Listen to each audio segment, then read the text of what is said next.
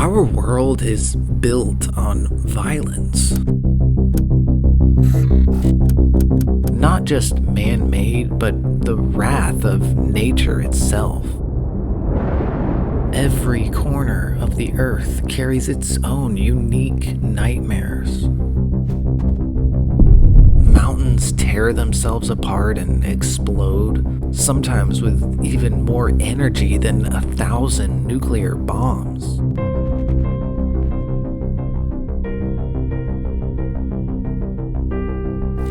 The earth itself violently shakes and trembles, breaks itself into pieces, in the process causing more death and destruction than any other type of natural disaster. Those earthquakes lead to tsunamis, giant towering ocean waves that wash out and destroy entire coastal regions.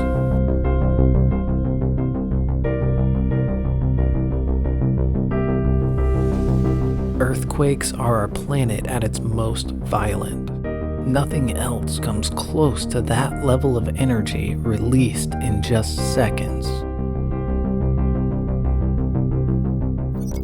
Hurricanes that are over 1,000 miles wide, forming out in the open ocean, growing in scale and speed, then slamming into densely populated cities and wreaking havoc for days on end. Yet, amongst all of nature's catastrophes, tornadoes remain the most elusive and the most mysterious. They occur far more often than these other natural disasters, but yet they're still the least understood. There is a tremendous amount of debris in the air. We pray and plead with you, please get down now. Look at the horizontal vortex. That is an F4 to an F5 tornado. With earthquakes, we can map all of the Earth's fault lines and create estimates and timelines for when they'll rupture. With hurricanes, we can watch them form and grow for a week at a time. Yet none of these disasters feel as intimate or as alive as a tornado. It moves like a living entity, selecting its target with precision and indifference. No other natural phenomenon carries the same air of a personified creature. They don't need oceans or mountains or even much time. They can form out of seemingly nothing and within minutes erase a town from the map. There's bodies everywhere on the southwest side of Joplin. People are trapped in their houses and people are gone. This whole scene on the southwest side of Joplin is unbelievable. They're the most unpredictable, the most unknown of all nature's weapons. People travel from all over the world to chase these meandering monsters. They almost always carry an overwhelming sense of awe-inspiring beauty. On one hand, it's hypnotic, mesmerizing astonishment. On the other, it's hideous, grotesque trauma, nightmare fuel, unthinkable violence. Calm down. It's okay, we got help. I'm listening. I know. No, I'm okay. I'm okay. Come here. Where? In there. I know, come here. People everywhere. Every year, the US sees well over 1,000 tornadoes on average, but yet only a handful leave behind catastrophic death. Typically, the US averages about 75 tornado deaths every year, and almost all of these fatalities, over 98%, come from the strongest tornadoes, EF4s and EF5s, but even in these storms, most people survive. In today's day and age, following warnings and taking shelter and living in reinforced homes have all dramatically increased survival rates. But in the past, tornadoes were much more lethal and dangerous. This was the first 16mm film taken of a tornado in the United States. So one might ask, well, were tornadoes stronger in years past? And of course the answer to that is that there was no such thing as weather radar. There were no storm warnings at all. I mean, imagine that, having no idea what the weather was going to do at any given moment. It was almost impossible to tell if you were in just a typical, enjoyable, garden variety rain shower, or if you were on the edge of a multi-mile wide El Reno-esque supercell bearing down on you and your family. In centuries past, tornadoes would frequently kill as much as 5, 10, or 20 times more people. And another major factor for that was the engineering and construction technology, or lack thereof. I mean, there was basically no regulations or building standards. For the same reason, when violent tornadoes strike parts of the world like Bangladesh, like one did in 1989, nearly 1,500 people lost their lives. A deadly combination of power, surprise, and vulnerability. In the US in the 19th and early 20th centuries, it was not that uncommon for a tornado to kill over 100 people. That happened many times. But engineering and construction standards have changed drastically over the years, and that has saved countless lives. In the modern era, since 1953, there's only ever been one tornado with over 100 fatalities. So now let's break this video into kind of two sections. We'll begin with the more modern era of tornadoes, the ones with video and photo and radar, because if we went chronologically, purely by the numbers, this video would be almost exclusively old world disasters before photography, videography, just damage reports. And we'll get to those later, the ones with the real staggering death tolls and the haunting stories. But first, we're looking at the tornadoes that show us what these storms are capable of. Not just in headlines and damage reports, but in raw, undeniable footage. The ones that remind us why we study them and why we still fear them.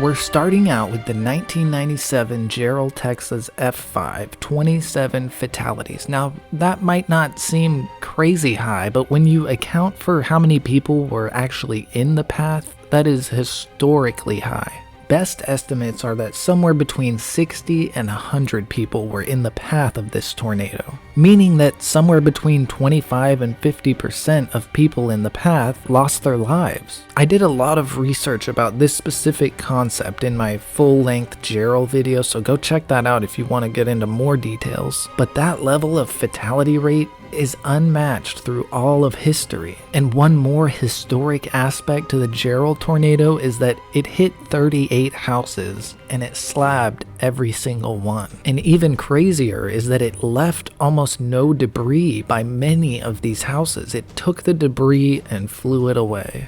Now we're going back to the original super outbreak, the 1974 Dixie Alley super outbreak, one of the worst tornado days ever. We start in Tanner, Alabama, where an F5 tornado killed 28 people. But what's most unbelievable is what happens right after this. Less than an hour later, a second F5 tornado tracked directly through the same small town, killing 16 more. And less than 2 hours after the Tanner F5s, another violent F5 touched down near Guin, Alabama, claiming 28 lives along its 80-mile path. Every one of these tornadoes was absolutely catastrophic. Meteorologist James Spann has often said that the Guin tornado was his first encounter with extreme tornado damage. An experience that he says traumatized him and ultimately shaped his life's mission. Next, we've got the 1990 Plainfield, Illinois F5. Now, many of you watching probably already know that this is the only modern era F5 that was completely unwarned. There was no tornado warning issued when this happened. But like I said, you already know that if you're a weather dweeb, a weenie, a nerd, a dork. And that's really just so tragic. You can't help but wonder how many of these 29 fatalities could have been survivors had they known to seek shelter. There's also, unfortunately, not one photo or video of this tornado. The closest thing that we have is this video here, which is believed to be the supercell that went on to cause the Plainfield F5. Hurricane fully suspended by only the air! I can't believe it! I think we're going right in the middle of a fucking tornado, and we're just snooping it out! Woo! Now we're jumping back to that 1974 super outbreak. The 1974 Xenia, Ohio F5. I would say this is probably the most prominent of that 1974 outbreak. This tornado was given a preliminary rating of F6 by Dr. Ted Fujita. The F-scale rating system for tornadoes had only been around for less than 3 years at this time, so they were still working out how they wanted to do it. But doesn't matter, F5, F6, this was an extremely lethal tornado, the worst in Ohio state history, dozens of homes slabbed, and 34 fatalities. Next, we've got one from the town that I used to live in. Maybe the most notorious, the most infamous tornado of all time. The May 3rd, 1999 Bridge Creek Moor F5. So these storms are moving into the metro area. We're going to have Let's stay with that shot. Look at the debris. Look at all the debris. Look at all the debris in the air. Folks, please, we plead with you. You absolutely have got to get down. This was an extremely high-profile tornado, and it ended up taking 36 lives. Please, we plead with you, go to your safe spot now, take your radio, forget the live pictures, go get safe. Oh my gosh. Huh? It's about a half a mile down the road from us now, Gary. Okay, I want to stop here. We're going to get some shots. Oh, wow. Well-known storm chaser Reed Timmer was chasing this tornado, and he's always famously said that this supercell, this tornado, was the most perfect structure that he has ever seen, and that's coming from someone who's seen over 1,000 tornadoes. It was also the very first tornado emergency the National Weather Service had ever issued, and because there were so many people in the path, there's a lot of amazing footage.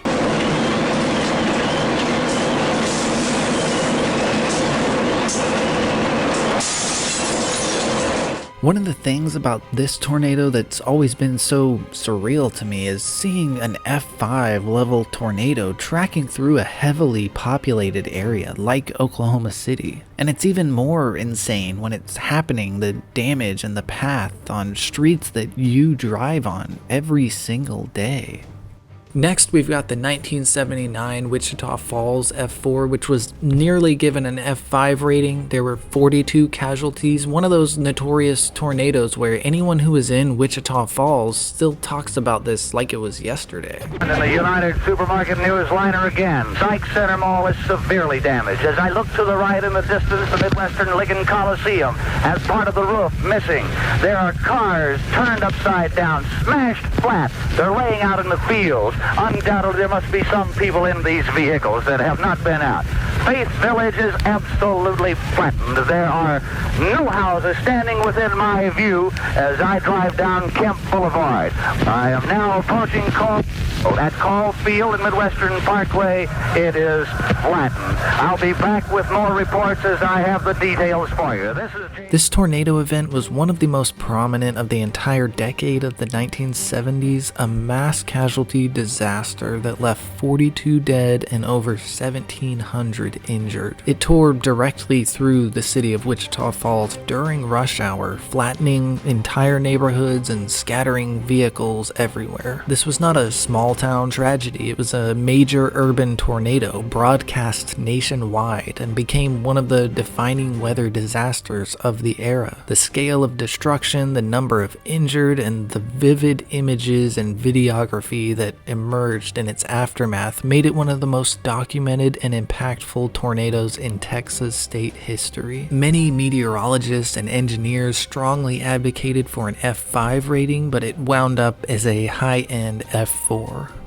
Now we're jumping up on the list here a little bit, the 1955 Udall, Kansas F5 tornado. Extremely lethal, the most lethal in Kansas state history with 80 fatalities. This was a nocturnal tornado that sadly killed over 20% of this small town. And it was one of the main reasons the US Weather Bureau started installing sirens across the country to give people better warning. Next, we've got the Worcester, Massachusetts F4+, the strongest tornado tornado in the entire history of the New England region, and some record books actually show this one as an F5. Also the most deadly tornado to ever occur in New England, with 94 fatalities. This Massachusetts tornado was the third most lethal tornado in an incredibly historic year, by far the worst tornado this part of the country has ever seen. 1 month earlier, Waco, Texas was hit by an extremely violent, high-end F5 that killed 114. This one is often cited as the worst of that legendary 1953 tornado year, a year that had 5 brutal F5s. It tore directly through the heart of downtown Waco. Even today, this still stands as the most deadly tornado in Texas state history. We're staying in 1953, but going up to Flint, Michigan, where another high-end F5 killed 116. This one took place only a month after Waco, and it is still today the most deadly in Michigan state history. It's also crazy that this tornado happened only 1 day before the Worcester, Massachusetts tornado. I told you, 1953, it was a year that rewrote the record books. The Flint F5 would be the last tornado in the US to kill 100 people until the Joplin tornado, a nearly 60-year gap. Now let's turn the page from these legendary storms of the past to the latter half of the 21st century, the most lethal tornadoes of the modern era. The 2021 Mayfield, Kentucky EF4. A lot of people think this should have been an EF5, and I tend to agree. This was a historic nocturnal tornado, traveling over 165 miles, on the ground for over 3 hours, a modern tornado record.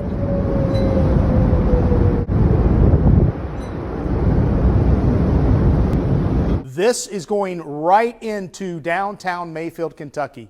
This is a significant, life-threatening situation right now for you folks in Mayfield. There was a lot of rare and unique features to this tornado. For one, it was a December tornado, which just shows how powerful tornadoes can be, even when it's not peak storm season. It tracked through 12 different towns and other surrounding areas, but Mayfield took the worst of it. Many of the town's major landmarks were completely destroyed, including the candle factory, which collapsed with workers inside, and 9 fatalities were recorded there. I would say this is the most prominent tornado event since 2013. There were several experts and professionals assessing the damage that did advocate for an EF5 rating, but because of lower construction quality, it was only given a high-end EF4. But either way, one of the most significant tornadoes of the last decade. Next up, our third most lethal tornado of the modern era. Something that you pray that you never, ever, ever see.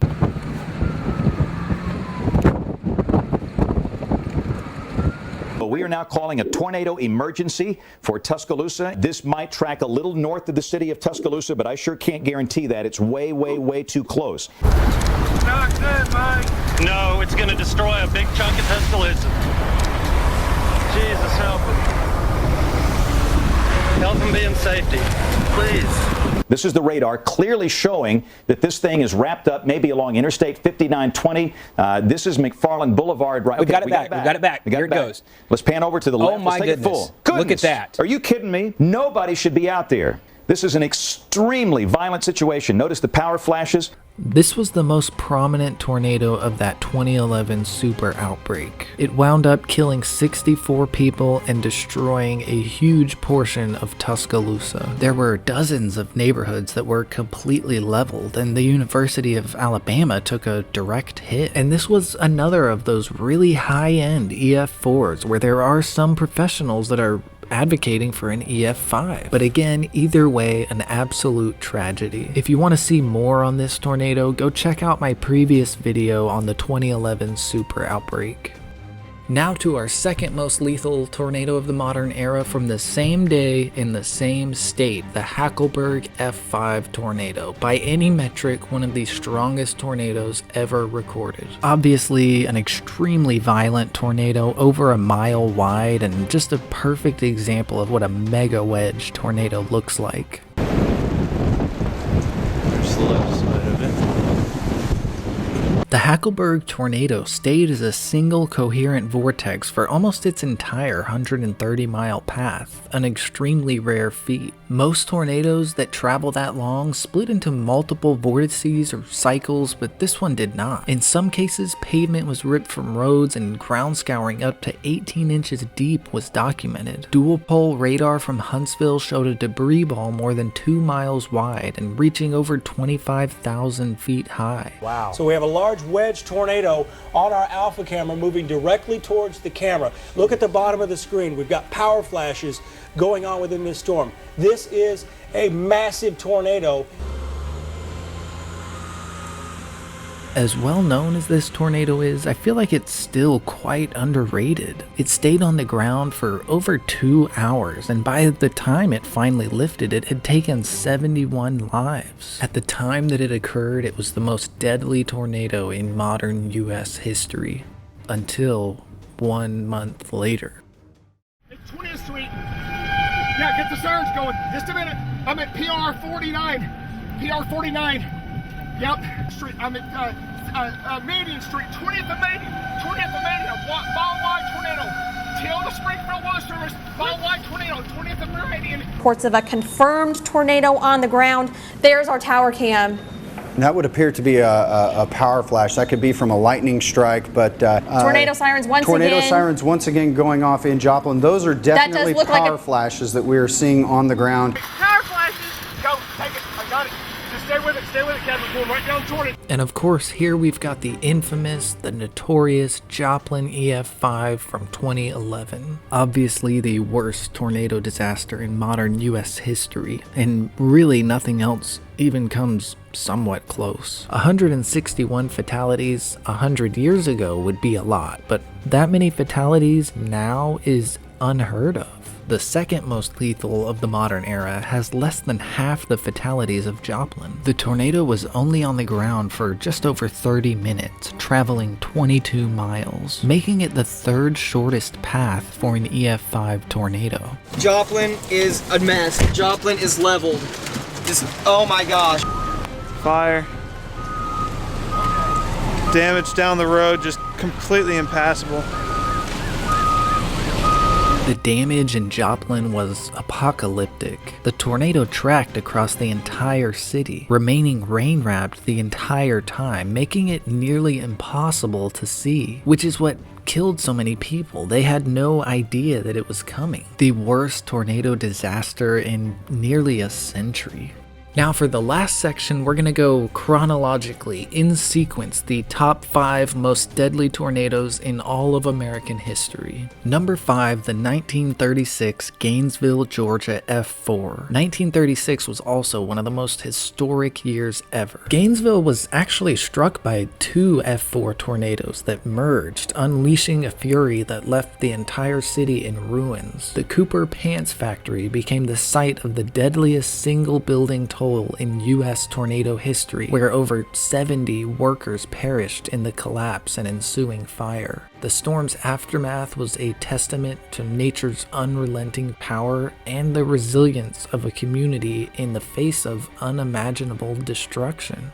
At number 4, the 1936 Tupelo, Mississippi F5. Now what's crazy is this one struck just 1 day before that Gainesville tornado, part of a 2-day outbreak that would become one of the deadliest in US history. The tornado was estimated at over a mile wide, devastating neighborhoods and tearing through the heart of Tupelo. Thousands of homes were destroyed, leaving families exposed to the elements. Entire families were wiped out, entire blocks were flattened, and farmsteads outside the city were obliterated. And dozens of homes were swept completely clean off their foundation, with at least 216 fatalities. An unforgettable catastrophe.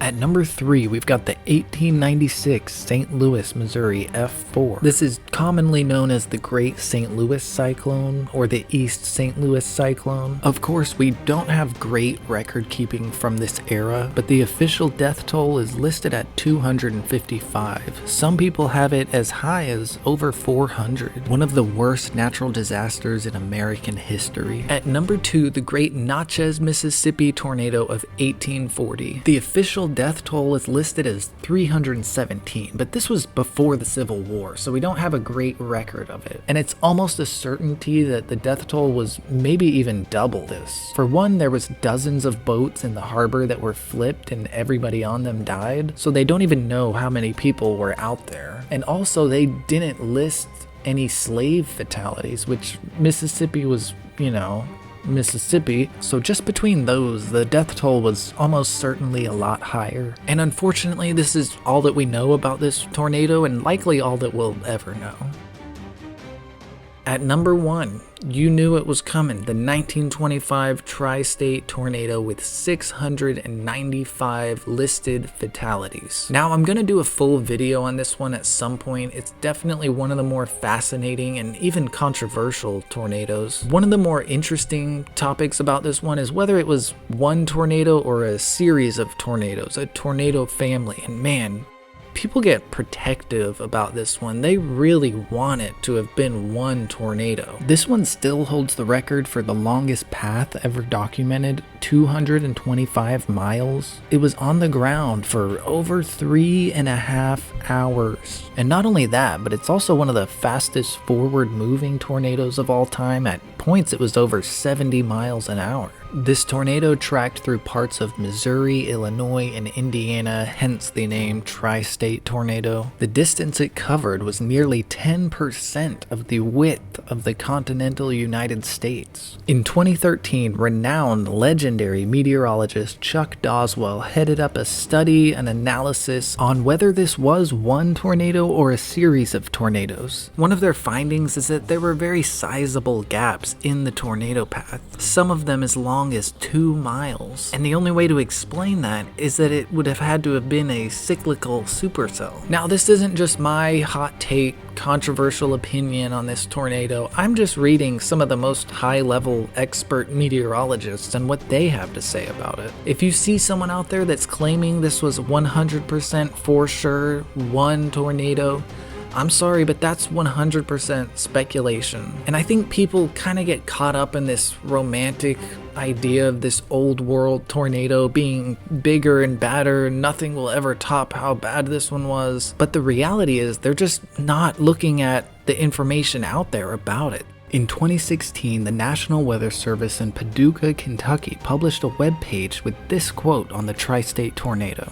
Scientists have long pondered whether the tri-state tornado was actually one tornado or a family of tornadoes. Without a close examination of the storm and its damage path, it can appear to the novice observer that the damage resulted from one tornado, when in reality a family of tornadoes generated by a cyclical supercell caused the destruction. And if you disagree, please tell me in the comments. I'm interested to hear your opinion. Was this one? Was it several? Either way, it doesn't matter. This is the most disastrous tornado event in all of American history, with a death toll of at least 695.